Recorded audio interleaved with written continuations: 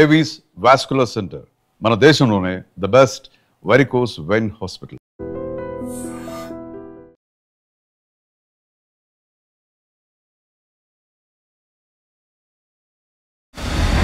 నాకున్నారు కదా వీళ్ళందరూ కానీ ఎప్పుడు వచ్చేసి ఏం చేయలేదు, ఇంత మనం చేసినప్పటికీ నా ఉద్యోగం పోయింది, డ్రైవర్గా ఉద్యోగం నాకు ఏమి కాలేదు, డబ్బులు ఇవ్వలేదు, నాకు సెటిల్మెంట్ కాలేదు అనేది ఒక ఇది ఉన్నది.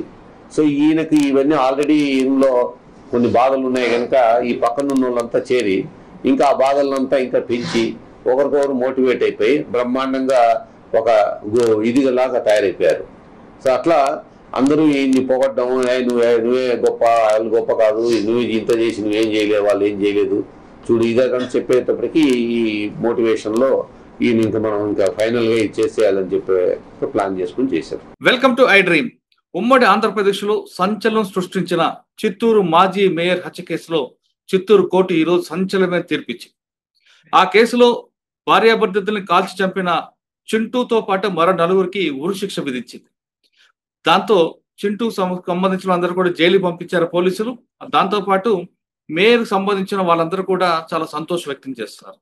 ఈ నేపథ్యంలో అసలు ఆ రోజు ఏం జరిగింది, అక్కడ ఉన్నప్పుడు ఐఓ గారు ఏ విధంగా వెళ్ళారు, వెళ్ళిన తర్వాత సీన్ ఎలాగుంది, ఆ కేసులో ఉరిశిక్ష పడే విధంగా దర్యాప్తు చేయడానికి అప్పుడు ఎస్పీ ఘట్టమనేని శ్రీనివాసరావు గారితో పాటు అప్పుడు డిఎస్పీ లక్ష్మీనాయుడు గారు వీళ్ళందరూ ఏ విధంగా కృషి చేశారు, ఆ ప్రాసెసింగ్ ఎలా జరిగింది, ఆ ప్రొసీజర్ ఎలా జరిగింది, ఆ ప్రాసిక్యూషన్ ఎలా నిరూపించబట్టే ఉరిశిక్ష వచ్చింది అనే విషయం అంతా మాట్లాడడానికి అప్పుడు డిఎస్పీ లక్ష్మీనాయుడు గారు ప్రస్తుతం అంతా జూమ్ లో ఉన్నారు. అని అడిగి చాలా విషయాలు తెలుసుకుని. సార్ నమస్తే అండి. నమస్తే అండి. కంగ్రాచులేషన్స్ అండి. Thank you very much. Sir అప్పట్లో మన మేయర్ గారికి ఆయన భార్యకి ఇద్దరికి కాల్చి చంపడం, మేయర్ దృష్టిలోనే రావడం ఇదంతా ఒక సెన్సేషన్ అయింది. ఆ కేసులో అప్పుడు చిత్తూరు ఎస్పీ ఘట్టమనేని శ్రీనివాసరావు గారు ఒక టీంని ఫామ్ చేయడం, ఆయన కూడా స్పాట్కి వచ్చి చూడడం, దాంతో ఆ కేసు కరెక్ట్ గా ప్రొసీజర్ ఎక్కడ కూడా మిస్ కాకుండా ఆ చైన్ తెగిపోకుండా ఆ రోజు ఇన్వెస్టిగేషన్ చేయబట్టి ఈ రోజు కన్విక్షన్ వచ్చింది. అది కూడా డెత్ సెంటెన్స్ వచ్చింది. అందుకు ముందుగా మీ అందరికీ అంటే అప్పుడున్న టీం అందరూ కూడా కంగ్రాట్స్ చెప్తున్నారు. ఎందుకంటే నేరం జరిగిన తర్వాత నిందితులకు శిక్ష పడితేనే నేరస్తులకు భయం ఉంటుంది విషయం మనందరికి తెలుసు. కాబట్టి ఈ రోజు ఈ విధంగా అంటే పబ్లిక్ లో ఒకవేళ హత్య జరిగితే ఎలా జరుగుతుంది విషయాన్ని కోర్టు కూడా నమ్మి ఉరిశిక్ష ఇచ్చింది.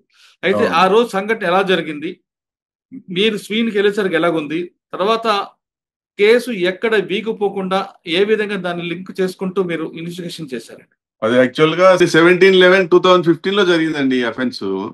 యాక్చువల్ గా 11:45 AM మార్నింగ్ అది వాళ్ళిద్దరూ మున్సిపల్ ఆఫీస్ లో ఉండగానే భార్యాభర్త ఇద్దరు కటారి అనురాధ, కటారి మోహన్ వాళ్ళిద్దరు ఆఫీస్ చేంబర్స్ లో ఉండగానే ఇన్సిడెంట్ జరిగింది.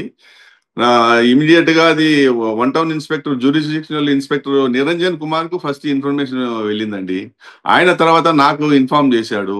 నాకు ఇన్ఫార్మ్ చేస్తూ ఆయన ముందుగానే సీన్ కు రీచ్ అయ్యాడు, నాకంటే ముందే సీన్ కు రీచ్ అయ్యాడు. తర్వాత నాకు ఇన్ఫర్మేషన్ వచ్చిన ఇమీడియట్ గా నేను కూడా అక్కడ ఆఫీస్ నుంచి బయలుదేరాను సీన్ ఆఫ్ అఫెన్స్ కి. నేను పోయేటప్పటికే సీన్ ఆఫ్ ఇమీడియట్ గా నాకు ఫోన్లు వస్తున్నాయి, law and order related phones వస్తున్నాయి. అక్కడ జనము గుమికూడారు, ఇక్కడ ఆర్సన్ జరుగుతా ఉంది, అది ఇది అన్నట్టుగా. ఎక్కడ జనాలంతా రోడ్ల మీదకి వచ్చేసారు, ఎక్కడ పెడితే అక్కడ ట్రాఫిక్ జామ్ చేస్తున్నారని నాకు రిపీటెడ్ గా ఫోన్లు వస్తున్నాయి. నేను ఇమీడియట్ గా అక్కడికి మున్సిపల్ ఆఫీస్ కి వెళ్ళేసరికి అప్పటికే ఇన్స్పెక్టర్ సీన్ ఆఫ్ అఫెన్స్ చూసి ఆయన కూడా విపరీతంగా ఫోన్లు వస్తుంటే ఇమీడియట్ గా అక్కడ పోస్ట్ చేసి బందోబస్తు పోస్ట్ చేసేసి వెళ్ళిపోయాడు.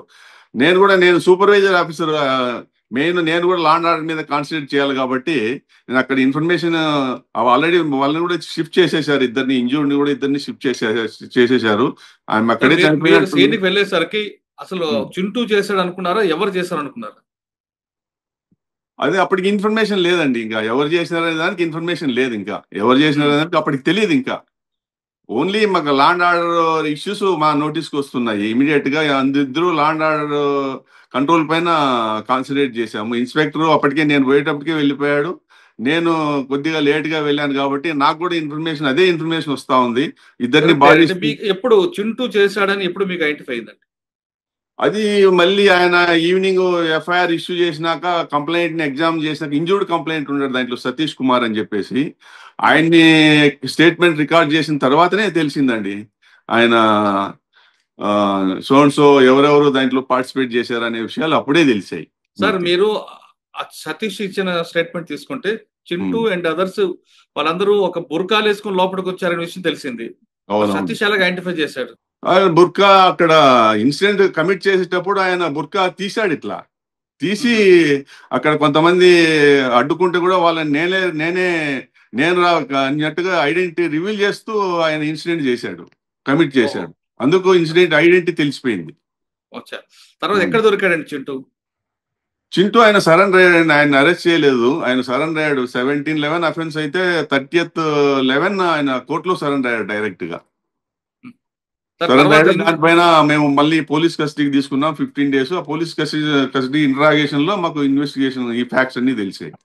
ఎందుకంటే ఆ విధంగా ప్రవర్తించాల్సి వచ్చింది వాళ్ళకు, అంటే ఫ్యామిలీ డిస్ప్యూట్స్ ఉన్నాయి, తర్వాత ప్రాపర్టీ డిస్ప్యూట్స్ ఉన్నాయి, తర్వాత పొలిటికల్ గా మరి వాళ్ళకి ఇద్దరికి పెద్ద రైవల్రీ కాకపోయినా ఇల్ ఫీలింగ్స్ అయితే ఉన్నాయి. ఇవన్నీ కారణాలు అతనికి, వాళ్ళిద్దరి మధ్య రైవల్రీ పెరగడానికి. కొన్ని ప్రాపర్టీ డిస్ప్యూట్స్ ఉన్నాయి, క్వారీ డిస్ప్యూట్స్, అవి ఇవి చాలా వరకు ఉన్నాయి. నేను దానిపైన ఆయన ఇన్సిడెంట్ కు పాల్పడినట్టు తెలుస్తుందండి. దీని వెనక కొంతమంది రాజకీయ నాయకులు ఉన్నారు, ముఖ్యంగా సీకే బాబు గారి పేరు కూడా వచ్చింది కదండి. లేదండి, ఎవరి ప్రమేయం లేదు, రాజకీయ నాయకుల ప్రమేయం ఏం లేదు. అది ప్యూర్లీ ఫ్యామిలీ డిస్ప్యూటే, ఫ్యామిలీ అకరెన్సే, ఫ్యామిలీ ఇన్సిడెంటే. సార్ మీరు చింటూతో మాట్లాడుంటారు. అవును. ఏం సాధించాడండి? ఇప్పుడు మర్డర్ చేశాడు, జైలుకి వెళ్ళాడు, తర్వాత ఆయన అంతా లైఫ్ అలాగ అవుతుందన్న విషయం ఆయన ముందు తెలియదా? లేదంటే ఎవరు నన్ను ఏం పట్టుకోలేరు చేయలేరు అనే భావంతో ఆ విధంగా చేశాడా? ఆయనకి ఇంతకుముందు అదే క్రిమినల్ హిస్టరీ ఉందండి. ఇంతకుముందు అక్కడ చిత్తూరులోనే సీకే బాబు పైన వాటిపైన దాడి చేసిన హిస్టరీ ఉంది అతనికి. తర్వాత ఈయన మేనమామే కదా, కటారి మోహన్ వచ్చి ఆయన సొంత మేనమామే. తర్వాత లేటర్ ఆన్ వీళ్ళిద్దరి మధ్య డిస్ప్యూట్స్ ఏవో డెవలప్ అయినాయి. డెవలప్ చేసిన తర్వాత ఈ ఘాతకానికి పాల్పడ్డాడు. ఒరిజినల్ గానే కొద్దిగా అరగెంట్ టైప్ అతను. అందుకు అతను దాని కాన్సిక్వెన్సెస్ ఆలోచించినట్టు లేడు. సార్ ఆయన అరగెంట్ అని మీరే చెప్తున్నారు, క్రిమినల్ బ్యాక్గ్రౌండ్ అని చెప్తున్నారు. కటార్ మోహన్ రావు గారు కూడా ఆయన మీద సస్పెక్ట్స్ ఉందని గతంలో కూడా కంప్లైంట్ ఇచ్చారు. ఈ నేపథ్యంలో ఆయన మీద పీడీ యాక్ట్ పెట్టో చేస్తుంటే ఈ మర్డర్ జరిగి ఉండేది కాదు కదా. పీడీ యాక్ట్ అంటే కొన్ని ఇష్యూస్ ఉంటాయండి. పీడీ యాక్ట్ అంటే ఎవరి మీద పడితే పీడీ యాక్ట్ కాకపోతే రౌడీ షీటో లేదా ఇంకోటి ఇప్పుడు ప్రూవ్డ్ అఫెన్సెస్ ఉండాలి. రౌడీ షీట్ ఉంది ఆల్రెడీ ఆయన పైన, రౌడీ షీట్ ఉంది. రౌడీ షీట్ చాలా ఏళ్ళుగా ఉంది. అది పీడీ యాక్ట్ పెట్టాలంటే కొన్ని ప్రూవ్డ్ అఫెన్సెస్ ఉండాలి. అప్పటికి ఇంకా అఫెన్సెస్, మెయిన్ అఫెన్సెస్ అన్ని ట్రయల్ స్టేజ్ లోనే ఉన్నాయి.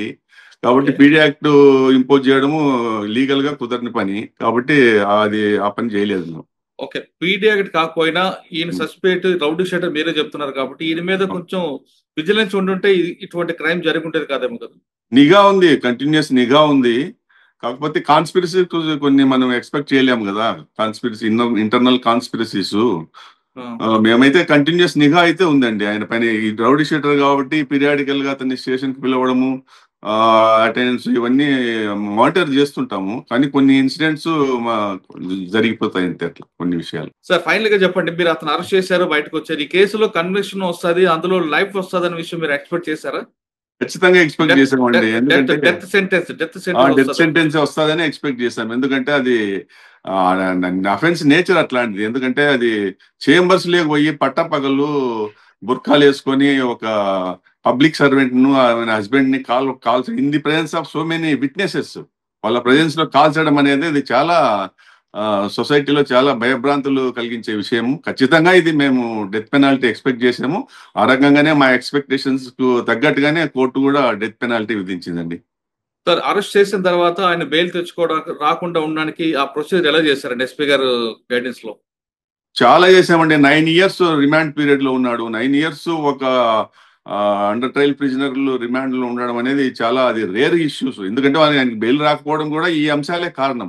అంటే పట్టపగలు అంత దారుణమైన హత్య చేయడం వల్ల, పబ్లిక్ సర్వెంట్ ను ఆఫీస్ లో కాల్చి చంపడం అనేది చాలా ఘాతుకమైన చర్య. కాబట్టి కోర్టు కూడా 9 years బెయిల్ ఇవ్వలేదు అతనికి. 9 years తర్వాత మన రీసెంట్ గా ట్రయల్ ముందు బయటకు వచ్చాడు. ఇంకా కొంతమంది ఇప్పటికీ బెయిల్ రాలేని వాళ్ళు ఉన్నారు. దాంట్లో ఇద్దరు A3 A4 కి ఇప్పటికీ బెయిల్ రాలే. ఈవెన్ సెంటెన్స్ ఇంపోజ్ అయినప్పటికీ కూడా బెయిల్ వాళ్ళు రిమాండ్ లోనే ఉన్నారు. ఓకే, సో దానికి మేము ఇంకా హైకోర్టు కూడా ప్రతిసారి బెయిల్ హీరింగ్ వచ్చినప్పుడల్లా మా ఇన్స్పెక్టర్స్, తర్వాత మా SIs, మా SP గారి డైరెక్షన్ లో బాగా అటెండ్ అయ్యి అన్ని విషయాలు అక్కడ ఎక్స్పోజ్ చేసి బెయిల్ రాకుండా చేశాము. ఈ విషయంలో మా ఎస్పీ గారు చాలా గైడెన్స్ ఉందండి. అప్పట్లో ఘట్టంనేని శ్రీనివాస్ గారు మా ఎస్పీ, ఆయన గైడెన్స్ కూడా చాలా ఉంది. ఈ కేసు కన్విక్షన్ రావడానికి కూడా ఆయన గైడెన్స్ కూడా ఒక ముఖ్య కారణం అండి. సార్ ఫైనల్ గా చెప్పండి, ఇటువంటి క్రిమినల్స్ కి మీరు ఏ మెసేజ్ ఇస్తారండి? మర్డర్ చేసి తప్పించుకోవడం అనేది ఈ కాలంలో చాలా కష్టమైన విషయం అండి. ఎందుకంటే ఇన్వెస్టిగేషన్స్ కూడా బాగా రాటు తేలినాయి. సైంటిఫిక్ ఇన్వెస్టిగేషన్స్, ఫోరెన్సిక్ ఎవిడెన్స్లు, ఫింగర్ ప్రింట్స్, రకరకాల ఈ సెల్ ఫోను, ఇవి సీసీ కెమెరాస్ ఇవన్నీ ఉన్నాయి కాబట్టి వాటన్నింటినీ తప్పించుకొని నేను బయటపడతాను మర్డర్ చేసి, లేకపోతే సమ్ అదర్ హీనియస్ అఫెన్స్ చేసి అనుకుంటే మాత్రం పొరపాటు. ఇంకా అది మర్చిపోవాల్సిందే. ఇంకా రాబోయే కాలంలో అది మర్చిపోవాల్సిందే పూర్తి. ఖచ్చితంగా కన్విక్షన్స్ వస్తాయండి. సార్ ఈ కేసులో అంటే శిక్ష పడ్డానికి ప్రధాన కారణం ఏంటండి? ట్రాన్స్పరెన్సీ అనుకోవచ్చా, లేదంటే వాడు చేసిన ఎఫెన్స్ యొక్క రిఫ్లెక్ట్ అనుకోవచ్చా? అఫెన్స్ నేచర్ అండి. First of all offence nature ఒకటి, దానికి తగ్గట్టు సాక్ష్యాధారాలు కూడా మంచి సాక్ష్యాధారాలు సేకరించినాము. దాంట్లో ఇంజూర్డ్ విట్నెస్ ఉన్నాడు, సతీష్ కుమార్ అని చెప్పేసి ఇంజూర్డ్ విట్నెస్. అతను అడ్డం పోతే వెనక నరికారు, గ్రీవియస్ ఇంజురీ అయింది, వెనకంతా ఫ్రాక్చర్స్ అయినాయి. అంతకన్నా బెస్ట్ ఎవిడెన్స్ సాక్ష్యం మనము సేకరించలేము. దానికి పోలు ఇంకా అదర్ ఐ విట్నెసెస్ కూడా ఉన్నారు. తర్వాత రికవరీ ఆఫ్ వెపన్స్, తర్వాత చాలా రకాలైన సాక్ష్యాలు, మంచి మంచి సాక్ష్యాలనే మేము సేకరించాం కాబట్టి ఈ టైప్ ఆఫ్ కన్విక్షన్ కి అవకాశం ఉందండి. నేరం చేసిన తర్వాత తప్పించుకోవడం అయితే గతం కానీ ప్రస్తుతం జరగదంటున్నారు లక్ష్మీనాయుడు గారు. ఏ నేరస్తుడైనా సరే నేరం చేసిన తర్వాత, చేయకముందే ఆలోచించుకుంటే చేసిన తర్వాత ఒక కుటుంబం కాదు మీ కుటుంబం కూడా రోడ్డు మీద పడే అవకాశం కనిపిస్తుందంటూ చెప్తున్నారు. నేరం చేశాం కదా, మమ్మల్ని ఎవరు పట్టుకోవడం అనేది గతం. ప్రస్తుతం మాత్రం ఎలాంటి పరిస్థితులు జరగదు. ఎందుకంటే ఇప్పుడు సాక్ష్యాలు కానీ టెక్నికల్ గా సైంటిఫిక్ గా బాగా డెవలప్ అయ్యాం. ఖచ్చితంగా ఒక నేరం చేసిన తర్వాత మన శిక్ష పడడం అనేది ఏ స్థాయిలో ఉంటుంది అనేది మన చింటూ కేసు తీసుకుంది. చింటూ ఒక క్రిమినల్ గా మారి ఏ విధంగా అయితే తయారయ్యాడో, పేరెంట్స్ యొక్క అంటే తల్లిదండ్రుల పెంపకం సరైన లేకపోవడమా, లేదు సమాజంలో ఉన్న చుట్టూ ఉన్న స్నేహితుల ప్రభావం, మొత్తం మీద తీసుకుంటే మేయర్ కుటుంబానికి ఏ విధంగా కాల్చాడో అతను కూడా ఉరిశిక్షకు ఎక్కుతుంది. అంటే ఇక్కడ వచ్చేసరికి ఆయనకి ఏం లాభం వచ్చిందని మాత్రం ఒక ప్రశ్నగా మిగులుతుంది. ఒక కుటుంబానికి వాళ్ళ పిల్లలకి అనాథలు చేశాడు, అదే విధంగా అతని కుటుంబం కూడా ఇప్పుడు రోడ్డు మీదకి వచ్చే అవకాశం ఉండదు. ఇది మన చిత్తూరు మేయర్ విషయంలో చింటూకు పడిన ఉరిశిక్షపై అప్పుడే ఇన్వెస్టిగేషన్ ఆఫీసర్ లక్ష్మీనాయుడు గారి వెర్షన్, దీని తర్వాత పబ్లిక్ ప్రాసిక్యూషన్ ఎలా జరిగింది, అదేవిధంగా మేయర్ గారి కుటుంబ సభ్యులు ఏమంటున్నారో కూడా చూద్దాం. సార్ నమస్తే అండి, థ్యాంక్ యూ అండి. ఇంకొక విషయం చెప్తాం. ఇలాంటి హై ప్రొఫైల్ మర్డర్ కేసుల్లో టీమ్ ఎఫర్ట్ అనేది చాలా ఇంపార్టెంట్. ఎందుకంటే అది చాలా ఇన్వెస్టిగేషన్స్, చాలా ఏరియాస్ తిరగల, చాలా అంశాలు ఉంటాయి. అప్పట్లో హెడ్ క్వార్టర్స్ లో నేను law and order sub divisional officer అయినా కూడా చాలా మంది డిఎస్పీలు ఉన్నారు అప్పుడు హెడ్ క్వార్టర్స్ లో. వాళ్ళ కోఆపరేషన్ కూడా చాలా ముఖ్య కారణం అండి ఈ కన్విక్షన్స్ కి. వాళ్ళ కోఆపరేషన్, తర్వాత సీనియర్ ఆఫీసర్స్ వాళ్ళ గైడెన్స్, తర్వాత లోయర్ క్యాడర్ ఆఫీసర్స్, ఇన్స్పెక్టర్స్, ఎస్ఐలు వాళ్ళు కూడా అంత టీమ్ ఎఫర్ట్ వల్లనే ఇంతటి కన్విక్షన్స్ కి సాధ్యమైందండి. ఓకే, అదే వాస్తవం. మీ ఒక్క రోజు కాదు, టీమ్ వర్క్. అవును. ఓకే, థ్యాంక్ యూ అండి. ప్రాసిక్యూషన్ చేసిన స్పెషల్ పీపీ గారు శైలజ గారు ప్రస్తుతం మనతో ఉన్నారు. ఇంతవరకు మనం ఐఓ లక్ష్మీనాయుడు గారితో మాట్లాడడం, ప్రస్తుతం స్పెషల్ పీపీ గారితో మాట్లాడదాం. ఈ కేసులో ఆ చింటూతో పాటు మరో 4 కన్విక్షన్, అంటే డెత్ సెంటెన్స్ వచ్చిందంటే ప్రాసిక్యూషన్ ఏ విధంగా ప్రజెంట్ చేశారనే విషయాన్ని మనతో చెప్పడానికి స్పెషల్ పీపీ శైలజ గారు అడుగుతాం. మేడం నమస్తే. మేడం నమస్తే సార్. కంగ్రాచులేషన్స్ అండి. Thank you very much sir. Madam, సాధారణంగా ప్రతి కేసులో ఐఓ చేస్తారు, ఐఓ చేసిన తర్వాత మీకు చార్జ్ షీట్ వస్తుంది. ఆ లింక్ తెగిపోకుండా ఏ విధంగా మీరు ప్రాసిక్యూషన్ కోర్టు ముందు ప్రొజెక్ట్ చేశారు? ఇందులో మెయిన్ కన్విక్షన్ కాకుండా డెత్ సెంటెన్స్ వస్తుంది మీరు ఎక్స్పెక్ట్ చేశారా? డెత్ సెంటెన్స్ వచ్చేలా మీరు ఎలాగా ఆర్గ్యూ చేశారండి? సార్ ఈ కేసులో యాక్చువల్గా ఫ్యాక్ట్స్ పరంగా చూస్తే 17/11/2015 పట్టపగలు, అంటే ఉదయం 11:45 అప్పటి మన చిత్తూరు ప్రథమ పౌరురాలు మరియు మేయర్ అయినటువంటి కటారి అనురాధ, ఆమె భర్త కటారి మోహన్ ఆమె municipal mayor chambers, municipal corporation mayor chambers, municipal corporation office లో దుండగుడు దాడి చేసి, మారణాయుధాలతో దాడి చేసి వాళ్ళని మేయర్ కప్పుల్ని చంపడం జరిగింది. దానిపైన చిత్తూరు 1 టౌన్ పోలీస్ వాళ్ళు క్రైమ్ రిజిస్ట్రేషన్ చేసిన తర్వాత చార్జ్ షీట్ మొత్తము total 23 accused by citing 130 witnesses they have filed charge sheet. Okay. తర్వాత ట్రయల్ అప్పుడు prosecution out of 130 witnesses, prosecution has examined 57 witnesses, and during the course of trial, one of the accused, the case against one of the accused was abated as he was reported dead. Oh. And the case against one of the accused was discharged at the time of framing of the charges. Okay. While it being so, what at all the materials collected by the investigating agency during the course of investigation was presented by the prosecution in such a manner, linking the material, that is collected material, to that of the assailants, Okay. so as to bring home the guilt of the accused beyond all reasonable doubt for the charges framed against them, that is for the offense under section 302 together with 120B IPC. Okay. Having been verified the material on record presented by the prosecution, Okay.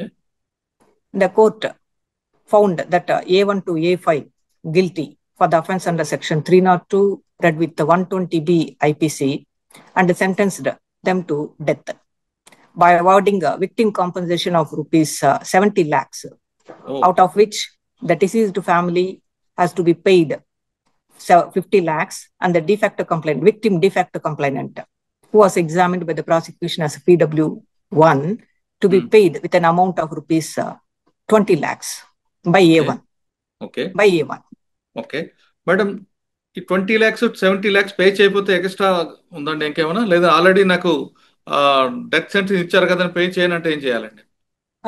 In default, the court ఏం చెప్తుందంటే he has to undergo simple imprisonment for a period of 6 months if at all he fails to pay the victim compensation. But ఇందులో 302 120B 302 అంటే మీకు arms act, అది murder case కాబట్టి prove అయింది. 120B conspiracy, అది ఎలా ప్రూవ్ చేశారండి? అది ఎలా ప్రూవ్ చేశామంటే, that is there will be circumstances. It is based mainly upon the circumstantial evidence. That is, prior to the scene, prior to the incident, the accused met together at a place and they have designed a plan to execute. In the execution of their plan, they have moved from one place to another, and they have also recorded the scene of offense, that is a corporation office. Prior to that, videographed the scene of offense prior to their execution. These are all the linking evidence, that is circumstantial evidence. Okay. Defense తీసుకున్న appeal ఏంటండి? Defense, they say that then they did not dispute as to the scene of offense or the death of the deceased, as mentioned by the doctor, that is the cause of death of the disease has not been disputed. The only dispute is that participants of the assailants in the commission of the crime. Okay. కానీ ఒక కేసులో 9 సంవత్సరాలు జైల్లో ఉన్నాడు అబ్బాయి, బయటకు వచ్చాడు, అంత అయింది. కానీ జడ్జిమెంట్ వచ్చేసరికి ఎందుకండి 1, 2, 3 రోజులు ప్రొలాంగ్ అయిందండి? ప్రొలాంగ్ అయిందంటే, ఇక్కడ జడ్జి గారు ఏం చేశారంటే, he has relied upon the Supreme Court guidelines with regard to hearing of the accused on the sentence. The pre-sent hearing అని అంటారు దీన్ని. దీంట్లో మిటిగేటింగ్ ఫ్యాక్టర్స్ ఏమన్నా ఉంటే వాళ్ళు చెప్పుకోవచ్చు. మిటిగేటింగ్ అంటే కన్విక్షన్ ని రెడ్యూస్ చేసే సర్కమ్స్టాన్సెస్ కానీ ఫ్యాక్టర్స్ కానీ వాళ్ళ వైపున ఏదైనా ఉంటే they are at liberty to come out before the court. వాళ్ళు ఏం చెప్పారండి? చింటూ అండ్ అదర్స్ ఏం చెప్పారండి? దానికి కోర్టు వారు క్వశ్చనేర్ వేశారు. As per the guidelines of the Supreme Court, the court has framed a questionnaire and put before the accused for answering the same, for which they have answered. Okay. ఏమంటారంటే ఉరిశిక్ష వద్దంటారా, లేదా అసలు వాళ్ళు మేము నేరం చేయలేదు అని అంటారు. They deny the commission of the offence. కానీ అంటే డెత్ సెంటెన్స్ వేరు, లైఫ్ కన్విక్షన్ వేరండి. ఈ డెత్ వస్తుందా మీరు ఎక్స్పెక్ట్ చేశారా? It is a grave offence. Gravest offense. It is not grave. It is the gravest offense and extreme offense where the prosecution can expect death penalty. Oh, the 5 members could have death. Because they are the participants, active participants in execution of their plan in killing the Mayer couple in such a brutal and mercilessly. So the circumstances clearly show that they deserve for the punishment. But judgement వచ్చిన తర్వాత accused ఏమన్నారండి? కోర్టులో ఏమైనా చెప్పారా వాళ్ళు? Judgement వచ్చిన తర్వాత sentence pronounce చేసినాక there won't be any such thing for hearing the convicts. అంటే ఇందులో బిఫోర్ ప్రీసెంట్ హియరింగ్ అని అంటారు. అంటే వాళ్ళు జడ్జిమెంట్ వచ్చిన తర్వాత హియరింగ్ అనే కాన్సెప్ట్ ఉండదు. జడ్జిమెంట్ రాకముందు ఆల్రెడీ వాళ్ళు చెప్పుకోవాల్సి చెప్పారు. అంటే ఉరిశిక్ష అనౌన్స్ చేసినప్పుడు వాళ్ళ ఫీలింగ్స్ ఎలా ఉన్నాయి? జడ్జిమెంట్ ప్రొనౌన్స్ చేసి ఫీలింగ్స్ ఏముంటుంది సార్? Normal, quite normal. అంటే పశ్చాత్తాప పడ్డామన్న ఫీలింగ్ అని కనిపిస్తుందా, లేదు రాట తెలిపినట్లున్నాయండి? ప్రాసిక్యూషన్ ఎందుకు అబ్జర్వ్ చేస్తుంది సార్ వాళ్ళని? We will not observe the feelings of the convicts kada. They will be standing at a far distance from the prosecution. In view of the security measures, we will be somewhere. Okay. But final గా చెప్పండి. Okay, final గా చెప్పండి madam, IO ఇచ్చిన charge sheet లో ఈ కేసులో ఈ conviction రావడానికి, డెత్ సెంటెన్స్ రావడానికి ప్రధానంగా ఒక పాయింట్ ఉంటుంది. ఆ పాయింట్ ఏంటంటే ఎక్కడో దగ్గర మీకు కనిపిస్తుంటది.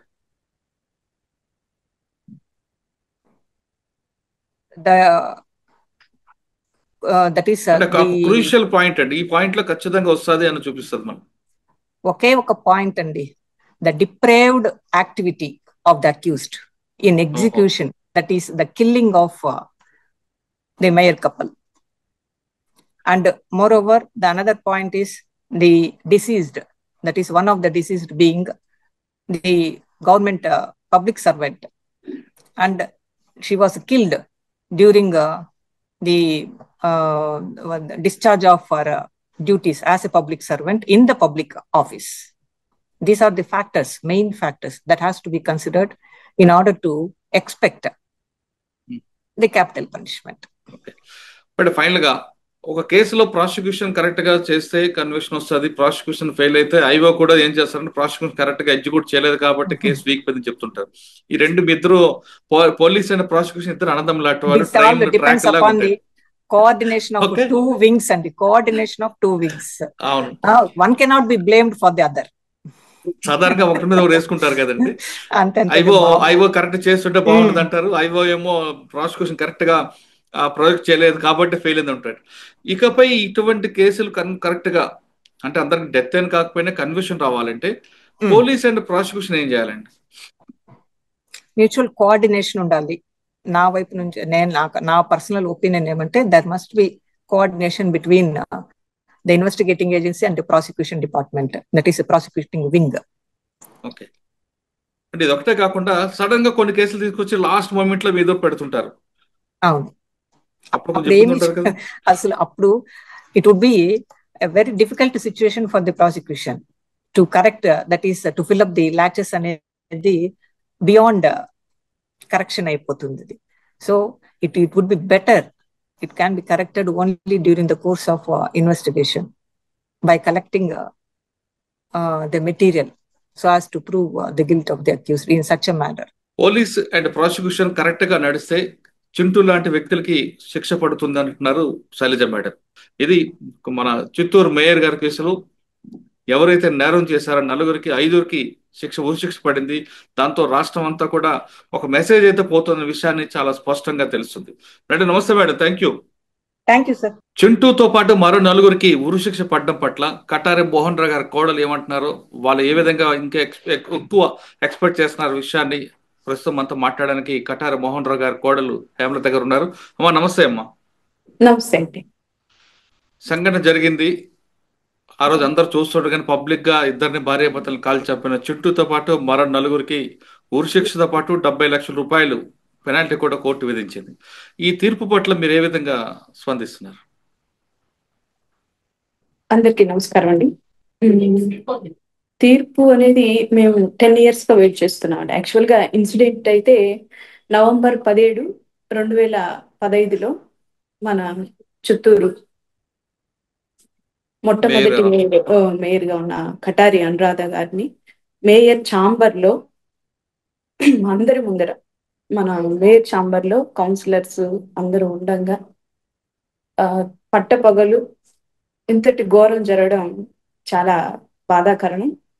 మేయర్ గారు, మా అత్తమ్మ గారు, వారితో పాటు మా మామయ్య గారైన కటారి మోహన్ గారిని కూడా, ఇద్దరిని అతి దారుణంగా ఆ రోజంతా రాష్ట్ర వ్యాప్తంగా ఒక సంచలనమైన దారుణం అది. సో అప్పటి నుంచి ఈ రోజు వరకు పోరాడుతూనే ఉన్నాం మేము. 10 ఏళ్ల తర్వాత ఆ ఇది మా పోరాటానికి భగవంతుడు మాకు ఇచ్చిన తీర్పు అని మేము భావిస్తున్నాము. ఆ సంఘటన జరిగిన తర్వాత ఒకసారి వెనక్కి వెళ్ళండి అమ్మా. సంఘటన జరిగిన తర్వాత ఆ షాక్ నుంచి మీరు కోలుకోవడానికి ఎన్ని రోజులు పట్టింది? చాలా రోజులు పట్టిందండి. ఎందుకంటే ఆ వాళ్ళు ఇంకా మా కుటుంబానికి పెద్ద దిక్కు కోల్పోయి, ఇద్దరు, అది అత్త మామూలు ఇద్దరు, మా ఆయనకి ఇంకా అమ్మా నాన్న లేరు, మా మా ఆడపడుచులకి అందరూ కూడా ఒక్కసారిగా కుప్పకూలిపోయింది మా ఫ్యామిలీ అంతా కూడా. ఆ బాధలో చాలా ఏళ్ళు పట్టిందండి మాకు. అసలు స్టిల్ ఇంకా కూడా మేము దాని నుంచి తేరుకోలేదు. ఈ రోజు తనకి డెత్ పెనాల్టీ వేసిన మా వాళ్ళైతే తిరిగి రారు కదండి. అంతటిగా తర్వాత ఎన్నో ప్రాబ్లమ్స్ ఫేస్ చేసాం. కేసు పరంగా కూడా మమ్మల్ని చాలా మానసికంగా చాలా వేధించారండి, అంటే ఒక రాజకీయంగా అన్ని ఒక విధాలు, మానసికంగానే ఆర్థికంగా కూడా మీరు దెబ్బతిన్నారు. అన్ని విధాలుగా అండి. ఆర్థికంగా ఎదవనివ్వలేదు.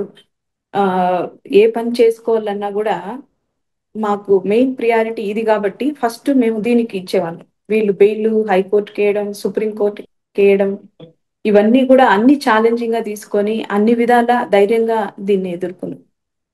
ఇప్పుడు చంపిన వ్యక్తి మీకు బంధువే. అవును. మీ బంధువేని ఎంత కక్షను పెట్టుకున్నాడు అన్నమాట? కేవలం డబ్బుల కోసమని ఇంకా వేరే కారణాలు ఉన్నాయా? ఆ, డబ్బుల కోసమనే కాదు, యాక్చువల్ గా అయితే ఉమ్, కొన్ని తను మా అత్త మామలతోనే ఇంట్లోనే, యాక్చువల్ మా ఆయన ఒక్కడే కానీ తనని కూడా, మేనల్లుడిని కూడా ఇంట్లో సొంత కొడుకులాగా చూసుకున్నారనమాట. కొడుకులాగా చూసుకొని అంత ప్రియారిటీ ఇస్తుంటే తను వేరే వాళ్ళ మాటలు విని తనకి ఎక్కువ ప్రియారిటీ ఇవ్వట్లేదని, సమాజంలో మా మామయ్యకి ఆ, వస్తున్న అందరూ ఆదరిస్తున్న దాన్ని కానివ్వండి, వాళ్ళ పేరు ప్రతిష్టలు రావడం కానీ తను ఓర్వలేకపోయాడు అనమాట. హ్మ్. తనకి హై ప్రియారిటీ ఇవ్వాలి, ఇంకా మేయర్ అయిపోయారు వీళ్ళు, ఇంకా ఇంకా ఎక్కువ ఎదిగిపోతారు అనే ఒక దుర్బుద్ధితో ఇలాంటి పని చేశారు. ఓకే. చంపిన తర్వాత దాదాపు 9 సంవత్సరాల నుంచి జైల్లో ఉన్నాడు ఆయన. కానీ చుంటూకు కూడా ఒక ఫ్యామిలీ ఉంటుంది. వాళ్ళు ఎవరైనా మీకు దగ్గర వారిని కేసు రాజీ చేయాలని ప్రయత్నం చేశారా? వాళ్ళ ఫ్యామిలీలో వాళ్ళు బ్రదర్స్ అంతా బయట ఉన్నారు, వాళ్ళ అమ్మగారు ఉంటారు. ఫ్యామిలీ పరంగా కాదు కానివ్వండి, తను రాజకీయంగా ఒత్తిడి అయితే చేపించారు. హ్మ్. ఇప్పుడు తను జడ్జిమెంట్ వచ్చింది. ఓకే, జడ్జిమెంట్ వచ్చింది. మీరు ఎప్పటి నుంచో చూస్తున్న తీర్పు ఇవాళ 10 సంవత్సరాల తర్వాత వచ్చింది మీకు. అవునండి. చుంటూ వాళ్ళ కుటుంబ సభ్యులు ఎవరైనా మీకు కాల్ చేసి ఏం మాట్లాడారా? లేదండి. హ్మ్. ఉమ్. సరే, మీరు కూడా తర్వాత మేయర్ అయ్యారు. మీ ప్రయారిటీ ఏముందండి? వాళ్ళకి అలా జరిగిన వెంటనే ఒక 1 year తర్వాత మాకు మేయర్ గా కూడా రావడం, 1.5 year తర్వాత హ్మ్. మేయర్ గా బాధ్యతలు తీసుకోవడం జరిగింది. వాళ్ళు ఏదైతే చిత్తూరు నగరాన్ని అభివృద్ధి చేయాలనుకున్నారో, ఎలాంటి సమస్యలు లేకుండా అందరికీ కూడా సేవలు అందించాలని వాళ్ళు ఏ విధంగా పడ్డారు, వాటిని 100% మేము సక్సెస్ చేశామండి. ఓకే. అలా సార్, చేశాం కాబట్టి స్టిల్ మాకు ప్రజల్లో ఆదరణ అనేది ఉంది. Good good. ఫైనల్ గా చెప్పమ్మా, ఇటువంటి తరహా మైండ్ సెట్ ఉన్న వాళ్ళకి మీరు ఇచ్చే మెసేజ్ ఏంటి? అంటే చుట్టూ తరహా కనబడుతుంటారు మీకు కూడా సమాజంలో చాలా మంది. అంటే నేరం ఇలాంటి చేసుకుంటే వాళ్ళు తప్పించుకోవచ్చు అనే భావన ఉన్న చాలా మంది ఎదురవుతుంటారు మనకి. సరే. ముఖ్యంగా కూడా ఇక్కడ మనం ఆలోచించాల్సింది, ఒక మేయర్, ఒక మహిళలకి ఈ రోజు ఎంత రాజకీయంగా కానీ అన్ని రంగాల్లో ప్రియారిటీ ఇస్తున్నారో, ఆ అది అలా ముందుకొచ్చి అలా ఆదరించి కొని వచ్చి మేయర్ గా తను 1 year తనది కూడా మేయర్ గా చేసి 2014 జూలైలో ఛార్జ్ తీసుకున్నారు. నాట్ ఈవెన్ 1.5 year తను సక్సెస్ఫుల్ గా కంప్లీట్ చేయలేక మధ్యలోనే ఇది జరిగింది. ఈ ఈ విధంగా ఇలాంటి వాళ్ళకి మేము ఇచ్చేది ఏమంటే, ఫస్ట్ మనం ఏ విషయాన్నైనా ఆలోచించాలి. ఎదుటి వాళ్ళు చెప్పే మాటలే కాకుండా మనకంటూ మనం వాళ్ళతో ఉన్నాం, వాళ్ళు ఎలాంటి వాళ్ళు, మనల్ని ఒక బిడ్డలాగా సాకారు. అలాంటి వాళ్ళు మనల్ని ఎవరన్నా ఏమైనా మాటలంటే కూడా మనం ఆలోచించాలి, అది తప్పు కదా. ఏదన్నా ఉంటే నేరుగా కూర్చొని మాట్లాడే, క్లియర్ చేసుకుంటే పోయే విషయాన్ని హత్య వరకు రావడం అనేది చాలా దారుణం. కాబట్టి దేనికైనా ఓర్పు ఉండి కూర్చొని నేరుగా మాట్లాడుకుంటే ఇంత హత్యకు గురి ఆ, ఈ సంఘటన జరిగే ఉండుండదు. ముఖ్యంగా తను ఈరోజు మా కుటుంబాన్ని మొత్తం నాశనం చేసేసాడు. తను ఏం సాధించాడు? ఆవేశం అనేది కాదు, కానీ ఇది ప్రీ ప్లాన్డ్. చాలా రోజులుగా ఇన్వెస్టిగేషన్ రిపోర్ట్స్ అన్ని కూడా ఇప్పుడు చెప్పారు. మళ్ళీ తర్వాత జరిగిన తర్వాత తను ఎప్పటి నుంచో ట్రాక్ చేస్తున్నారు, ఎక్కడ దొరుకుతారని అనేసి. సో ఏదైనా కూడా మనకి ఉన్న ఆలోచనని కొంచెం ఆలోచించుకొని ఏ పని ఉన్నా చేయాల్సింది. కూర్చొని మాట్లాడుకునే విషయాల్ని వదిలి ఇంతవరకు ఘోరంగా చేయడం అనేది చాలా బాధాకరం. సంఘటన జరిగిన దగ్గర నుండి ఈ రోజు వరకు పోలీసుల సహకారం ఎలాగుందంట మీకు? సపోర్ట్ చేస్తూనే వస్తున్నారండి. కాకపోతే ఒక్కొక్కసారి రాజకీయ నాయకుల వాళ్ళ ఒత్తిడి వాటి వల్ల కొన్ని మేము కూడా చాలా సఫర్ అయ్యాం ఆ విషయాల్లో. ఏ విషయం సరే కూర్చొని మాట్లాడుకుంటే సమస్య పరిష్కారం దొరుకుతుంది అంటున్నారు కటారి మోహన్ రావు గారి కోడలు. చింటూ అనే వ్యక్తి మర్డర్ వల్ల తన కుటుంబంతో పాటు చింటూ కూడా సాధించేది ఏం లేదు అంటూ చెప్తున్నారు. ఇకపై చింటూయే కాదు, ఎవరైనా సరే సమాజంలో సమస్య ఉంటే కూర్చొని మాట్లాడుకోవడం ది బెస్ట్ పాలసీ అంటున్నారు. అంతేగాని ఆవేశానికి పోయి శనికావేశంలోనూ లేదా కుట్ర హత్యలు చేస్తే తర్వాత వాళ్ళు కూడా సుఖపడేది ఉండదంటూ ఆవిడ హేమలత గారు చెప్తున్నారు. మొత్తం మీద తీసుకుంటే 10 సంవత్సరాల పాటు వెయిట్ చేస్తున్న మంచి ఉదయం వీళ్ళ కుటుంబాలు వచ్చిందన్న విషయం చాలా స్పష్టంగా తెలుస్తుంది. శిక్ష ఈ విధంగానే కాకుండా అన్ని రకాలుగా కూడా, అంటే ఇలాంటి వాటిని ప్రోత్సహించే వాళ్ళు చాలా ఎక్కువ అండి. ఎందుకంటే రాజకీయంగా ఒకరు ఎదుగుతున్నారు అంటే వాళ్ళని తొక్కాలి అని చూసే వాళ్ళు చాలా మంది ఉంటారు. సో అలాంటి వాళ్ళకి అందరికీ కూడా అలాంటి వాళ్ళ వల్ల మాలాంటి కుటుంబాలు ఇదవుతున్నాం, సఫర్ అవుతున్నాం ఈరోజు. అలా ఉంటాయి అంటే ఎవరో చెప్పారని కాకుండా ఒక సమస్యని, కుటుంబంలో ఉన్న సమస్యను పరిష్కరించుకుంటుంటే ఈ సమస్య వచ్చేది కాదు. ఇప్పుడు కటారి మోహన్ రావు గారి భార్యని అతన్ని ఇద్దరు చంపిన తర్వాత చింటూ ఏమైనా సుఖపడ్డాడంటే జీరో కనిపిస్తుంది. అతనికి ఉన్న క్రిమినల్ బ్యాక్గ్రౌండ్ కి చుట్టుపక్కల వాళ్ళు చెప్పిన మాటలు విని సొంత మేనమామని మేనత్తని చంపిన తర్వాత ఆయన ఏమీ సాధించలేదు. ఇది చాలా మంది తెలియని విషయం ఏంటంటే, ఈ మర్డర్ చేస్తే, నేరం చేస్తే తప్పించుకుంటామని భావిస్తున్న వాళ్ళకి Chintu the best example criminal story.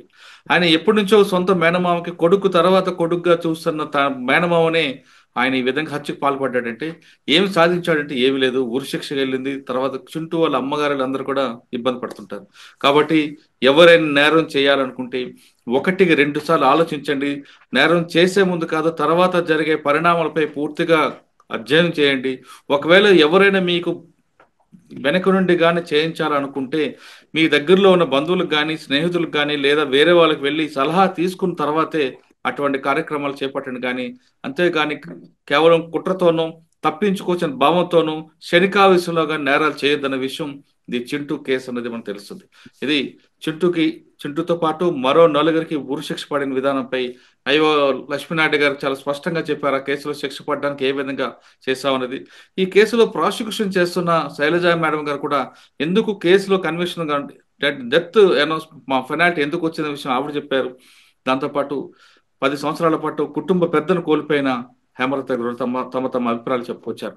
ఇది మరో అంశంలో మళ్ళీ కలుద్దాం. అంతవరకు నమస్తే. థ్యాంక్ యూ అమ్మా. Thank you very much. And for more videos, please subscribe to iDream. Please subscribe to iDream. Please subscribe iDream. And please subscribe to iDream. For more videos, subscribe to iDream.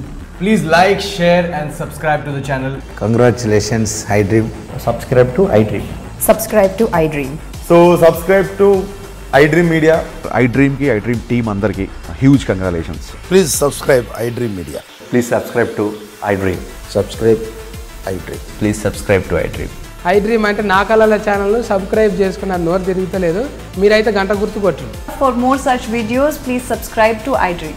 Subscribe to iDream. Please subscribe to iDream. Please subscribe iDream Media. Please do subscribe to iDream. Please subscribe to iDream Media. For best entertainment and information, please subscribe iDream. And don't forget to subscribe to iDream.